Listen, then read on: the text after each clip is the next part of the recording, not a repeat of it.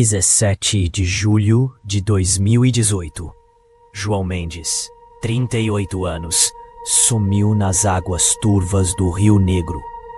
Ele não era um marinheiro experiente, mas vivia na beira daquele rio desde que nasceu. Naquela tarde, ele estava pescando, como sempre. De repente, sumiu. Zero grito, zero luta, apenas um barco vazio balançando na correnteza. 3 dias depois, o impensável. João foi encontrado a mais de 80 quilômetros do ponto de desaparecimento, sentado numa pedra à margem de um afluente isolado. Ele estava usando exatamente as mesmas roupas, a camisa desbotada e a bermuda de tactel. E aqui é onde o chão cai. Ele estava perfeitamente seco, sem um arranhão, e com uma temperatura corporal que desafiava a lógica da sobrevivência na selva. Se você está pensando que isso é só mais uma história de amnésia ou milagre, segura a emoção. O que aconteceu com João Mendes não é um mistério de sobrevivência. É a prova de que existem operações muito bem orquestradas no Brasil, capazes de manipular a realidade e apagar 72 horas da vida de um homem, como se ele fosse um arquivo corrompido. E essa história mostra como é fácil para as autoridades jogarem a culpa na loucura ou no sobrenatural, quando a verdade por trás do sumiço envolve gente muito, mas muito poderosa. E a cidade de São Miguel do Rio era minúscula, sufocada pelo calor e pela umidade, e vivia da pesca e do que o rio decidia dar. O Rio Negro ali não é só um corpo d'água, é a estrada, o mercado e, para muitos, o cemitério. Quando João sumiu, a comunidade reagiu como sempre. Luto rápido e buscas imediatas. João não era um aventureiro. Era contador, numa pequena cooperativa de pescadores. Um cara metódico, que gostava de cerveja gelada e de rotina. Ele não tinha dívidas, não tinha inimigos óbvios, e o único vício dele era a pescaria de fim de tarde. Os primeiros a procurá-lo foram os próprios pescadores. Eles conheciam cada curva, cada remanso, cada pedaço de lixo flutuante do Negro. A lancha de João foi achada intacta, com o motor desligado, mas com a chave no contato. A isca estava pronta e a caixa térmica vazia. Ele não tinha saído dali por vontade própria. A polícia local, acostumada com brigas de bar e pequenos furtos, registrou como afogamento. Normal, estatística fria. Mas a família se recusou a aceitar. A esposa, Maria, insistia. João não ia cair. Ele era cuidadoso demais. E aí, 3 dias depois, o rádio da polícia chia com a notícia. Um fazendeiro a 80 quilômetros rio abaixo, mas num braço do rio que mal era navegável, ligou. Ele disse que havia um homem sentado, imóvel em sua propriedade, olhando para o nada. Quando a equipe de resgate chegou, o cenário era de filme B. João estava sentado numa pedra, sob o sol forte, completamente quieto. Ele estava limpo. Não tinha lama. Não tinha marcas de água salgada. Não tinha picadas de insetos, o que é um milagre na Amazônia. O mais estranho, as roupas dele. O tecido deveria estar amassado, úmido, ou pelo menos com cheiro de rio. mas parecia que ele tinha acabado de sair de casa. E a camisa, que tinha uma pequena mancha de óleo antes de ele sair, continuava com a mancha no mesmo lugar. A primeira coisa que fizeram foi levá-lo ao hospital mais próximo. Ele estava desidratado, sim, mas não como alguém que passou 72 horas à deriva sem água potável. Ele estava exausto. E aqui começa o primeiro grande mistério que a polícia tentou varrer para debaixo do tapete. Os exames médicos iniciais eram bizarros. O Dr. Ricardo, um clínico geral, cético e rabugento, quase jogou a prancheta no chão. Ele esperava hipotermia, infecções ou pelo menos um pulmão cheio de água. Nada. O corpo de João estava ligeiramente aquecido, quase febril, mas não era febre de doença. Era uma temperatura interna elevada, como se ele tivesse passado por um estresse térmico intenso, mas controlado. O que realmente assustou o Dr. Ricardo foi o sangue. Havia traços de substâncias no seu sistema que não combinavam com a dieta ou o ambiente da região. Um coquetel de sedativos leves, sim, mas misturado com um elemento que os laboratórios locais não conseguiam identificar. Parecia um metal pesado, mas não tóxico. Era algo que o corpo dele estava processando rapidamente, como se fosse um combustível estranho. O diagnóstico oficial foi amnésia dissociativa aguda, causada por estresse hídrico e trauma. Simplificando, o cara surtou, nadou 80 quilômetros e esqueceu.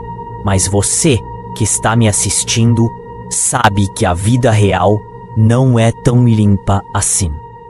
Como um homem de 38 anos, sem treinamento, nada 80 quilômetros contra a correnteza, consegue sair da água sem um único rasgo na pele, sem bolhas nos pés e completamente seco?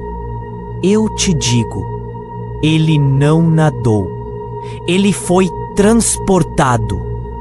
A amnésia de João era seletiva. Ele se lembrava perfeitamente de acordar naquela manhã, de tomar café com Maria, de arrumar a isca. Ele se lembrava de estar na lancha, de sentir o cheiro do rio, mas o momento exato do sumiço e as 72 horas seguintes eram um apagão total. Para ele, o tempo havia parado no momento em que ele jogou a primeira linha na água e recomeçado na hora em que o fazendeiro o encontrou. Mas a mente, meu amigo, é traiçoeira e o silêncio sempre esconde o ruído. Durante as primeiras entrevistas com a família, João começou a ter flashes. Não eram memórias concretas, mas sensações. Ele descrevia um zumbido metálico, constante, que não era o motor do barco. Ele falava de uma luz, não a do sol, mas uma luz fria, branca, vinda de cima. E o mais perturbador, ele tinha a sensação de estar submerso, mas conseguia respirar. Ele descreveu a água escura, mas com visibilidade perfeita, como se estivesse olhando através de um visor. A família, claro, começou a pensar em sequestro relâmpago, talvez por traficantes que o confundiram com alguém. Mas qual sequestrador faria todo o trabalho de sedar, transportar 80 quilômetros e depois devolver o cara sem pedir resgate, sem roubar nada e sem deixar uma única marca? A polícia fechou o inquérito em 3 semanas. A conclusão? João Mendes sofreu um surto psicótico. Ele vagou pela mata, entrou em transe e a desidratação causou a amnésia. Caso encerrado. Fim de papo. Mas se você tem um mínimo de ceticismo, sabe que surto psicótico é o código policial para não queremos saber quem está por trás disso. Maria Mendes, a esposa, não engoliu a história. Ela sabia que o marido não era maluco. Ela notou algo ainda mais sutil, algo que só quem dorme ao lado da pessoa percebe. Quando João voltou, ele tinha um medo profundo da água. Ele, o pescador, não conseguia mais olhar. Pareciam plantas de engenharia ou circuitos eletrônicos. Ele desenhava estruturas submersas, gigantescas. Maria contratou um detetive particular de Manaus, um ex-policial federal chamado Elias, conhecido por não ter medo de enfiar o nariz onde não era chamado. Elias não estava procurando por alienígenas. Ele estava procurando por dinheiro sujo. Porque no Brasil, se algo é inexplicável, 99% das vezes, a explicação é corrupção e dinheiro. Elias começou pelo óbvio. Quem mais estava no Rio Negro naquele dia?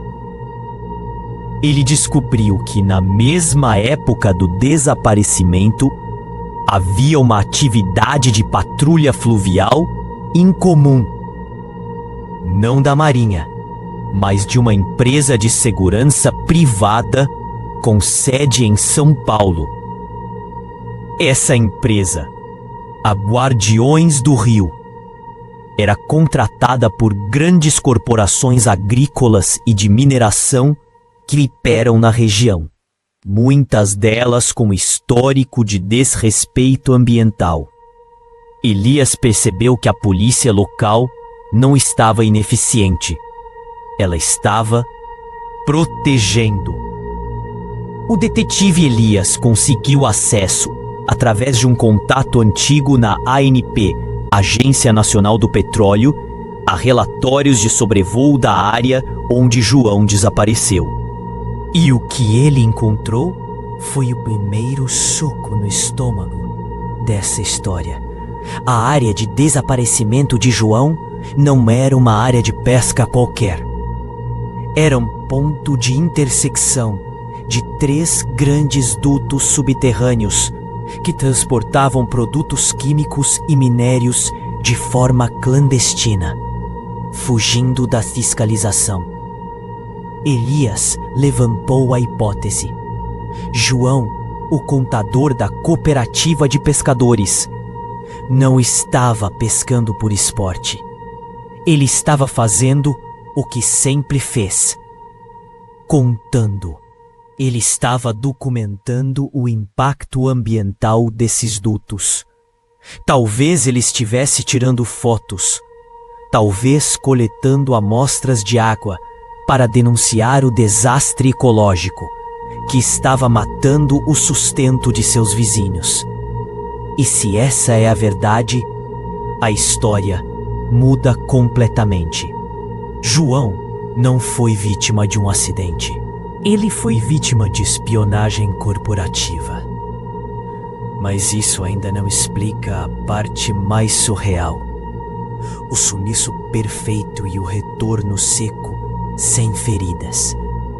Se ele tivesse sido pego por seguranças corporativos, eles o teriam matado e jogado o corpo longe, ou teriam mantido em cativeiro até ele dar as coordenadas de quem o contratou. Devolvê-lo ileso e com amnésia é o oposto da tática de intimidação. Elias começou a ligar os pontos com os desenhos de João. Aquelas estruturas submersas que ele desenhava não eram dutos, eram complexas demais. O detetive viajou para o local onde João foi encontrado e fez uma varredura discreta. Ele não procurava por vestígios orgânicos, mas por vestígios tecnológicos. E ele achou. Escondido sob a folhagem densa, Elias encontrou um pequeno fragmento de polímero de alta densidade, resistente ao calor e à corrosão. Não era material de barco, nem de avião. Parecia parte de um drone submarino ou de alguma sonda de pesquisa. Elias levou o fragmento a um laboratório particular em São Paulo. A análise confirmou. O material era usado em equipamentos de monitoramento de águas profundas, geralmente restritos a grandes projetos de infraestrutura ou militares. Aí a ficha caiu. João não foi levado para ser morto. Ele foi levado para ser estudado. Imagine a cena. João está na lancha, focado em coletar a amostra de água suja. De repente, ele é neutralizado. Talvez um dardo tranquilizante, silencioso, disparado de um drone submerso que ele nem viu. Ele apaga. As 72 horas de apagão não foram passadas em um cativeiro sujo de traficantes. Elas foram passadas em uma espécie de laboratório flutuante, operado por essa empresa de segurança privada, ou, o que é mais provável, por um braço de pesquisa de uma grande corporação de mineração que estava testando uma tecnologia de vigilância e interrogatório. Eles não queriam que ele falasse. Eles queriam saber o que ele sabia e, principalmente, quem mais sabia. Os sedativos no sangue de João não eram para mantê-lo quieto. Eram drogas da verdade misturadas com amnésicos de última geração.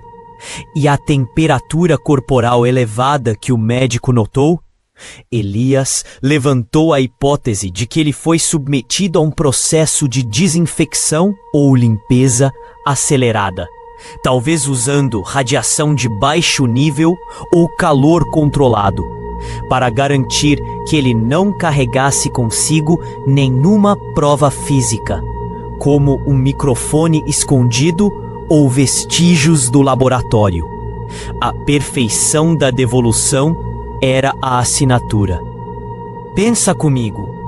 Se você é uma corporação bilionária que está despejando lixo tóxico no rio e um contadorzinho de cooperativa descobre, você não pode simplesmente matá-lo.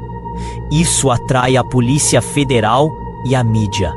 Você precisa de uma solução elegante. Você apaga a memória dele, devolve-o ileso para que ninguém procure por um corpo e deixa o mistério pairar. A história se torna um maluco que sumiu no rio e a investigação real sobre os dutos morre. O recado não era para João. Era para Maria, para os outros pescadores e para qualquer um que pensasse em investigar. Nós podemos te apagar e te devolver, e ninguém vai acreditar em você. O caso de João Mendes, que parecia ter saído de um episódio de Arquivo X, na verdade era um manual de como grandes empresas usam tecnologia avançada para silenciar a oposição de forma não letal, mas devastadora. A amnésia dele era um escudo perfeito para os criminosos. Elias descobriu que, Pouco antes do desaparecimento de João, ele havia enviado um e-mail criptografado para um jornalista. O jornalista nunca recebeu o e-mail, o que nos leva ao clímax dessa história. Elias conseguiu recuperar o disco rígido antigo do computador de João, que a polícia tinha devolvido como sem valor. No fundo de uma pasta oculta, ele encontrou o rascunho de um manifesto. João não estava apenas coletando amostras. Ele estava organizando uma ação coletiva de pescadores para bloquear a passagem de barcaças de minério no Rio Negro, exigindo uma auditoria ambiental completa. E o que ele tinha em mãos era mais perigoso do que qualquer amostra de água. Ele tinha uma lista de nomes de políticos locais e regionais que estavam recebendo propina para ignorar os relatórios de poluição. Elias percebeu que a intervenção corporativa não foi apenas para apagar a memória de João sobre os dutos. Foi para apagar a memória de João sobre a lista. Aqui está o momento que muda tudo. O detetive Elias, depois de meses de investigação, finalmente rastreou um dos seguranças da Guardiões do Rio, que estava na região na época do sumiço.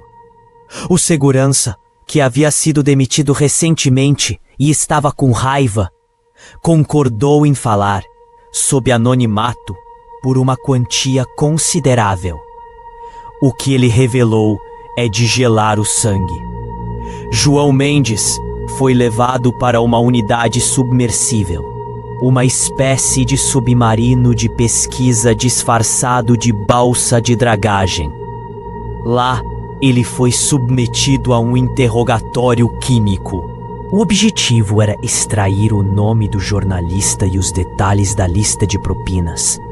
O segurança confirmou que a equipe usou um equipamento experimental, que eles chamavam de apagador de trauma, projetado para causar amnésia retrógrada seletiva, focando nos eventos recentes e traumáticos, como a coleta de provas. Mas a parte mais chocante é que quando João foi devolvido, a equipe de segurança não o deixou lá. Eles o monitoraram por horas, garantindo que ele fosse encontrado e que a história de surto se estabelecesse. Por que tanto cuidado? Porque se o corpo de João fosse achado morto, a lista de políticos viria à tona. Se ele fosse achado vivo e amnésico, a história morreria como um mistério local. O homem que sumiu no rio e voltou seco era, na verdade, uma cápsula do tempo vazia, programada para não lembrar de nada que pudesse incriminar os verdadeiros donos do poder na região. Elias entregou todo o dossiê para Maria, mas sem o nome do segurança, claro. Ele disse a ela para não procurar a polícia local, mas sim o Ministério Público Federal em Brasília. O MPF abriu uma investigação. Mas adivinha? A empresa Guardiões do Rio fechou as portas e reabriu com outro nome. Os executivos envolvidos sumiram. E o jornalista em Belém, que deveria ter recebido o e-mail de João, teve o computador roubado uma semana depois da volta de João. Coincidência? Duvido muito. João Mendes está vivo hoje, mas ele é uma sombra do que era. O medo da água nunca o abandonou. Ele continua desenhando aquelas estruturas submersas complexas, como se seu subconsciente estivesse tentando resolver o que a sua consciência apagou. Ele é a prova viva de que a verdade muitas vezes não é sobre quem sobrevive, mas sobre o que é silenciado. Eles não precisaram matá-lo para vencer. Eles apenas o transformaram em uma lenda urbana bizarra.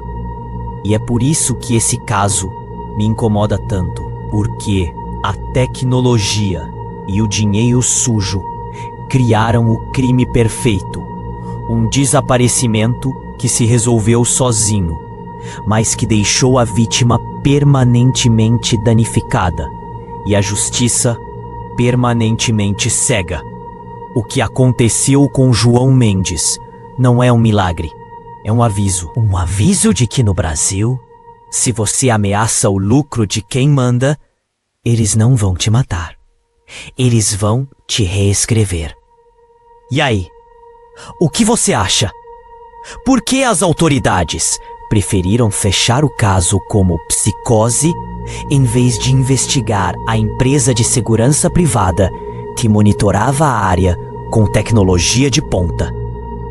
Será que eles temiam que a lista de propinas de João chegasse ao topo? Deixa seu comentário aqui embaixo. Vamos debater essa tática de silenciamento. E se você quer ver mais histórias onde a verdade é mais assustadora que a ficção, já sabe, se inscreve no canal e ativa o sininho. No próximo vídeo, eu vou te contar sobre a cidade fantasma no interior de Minas Gerais, onde todos os moradores sumiram em uma única noite, deixando a mesa do jantar posta. Você não vai querer perder. Fui! Até mais!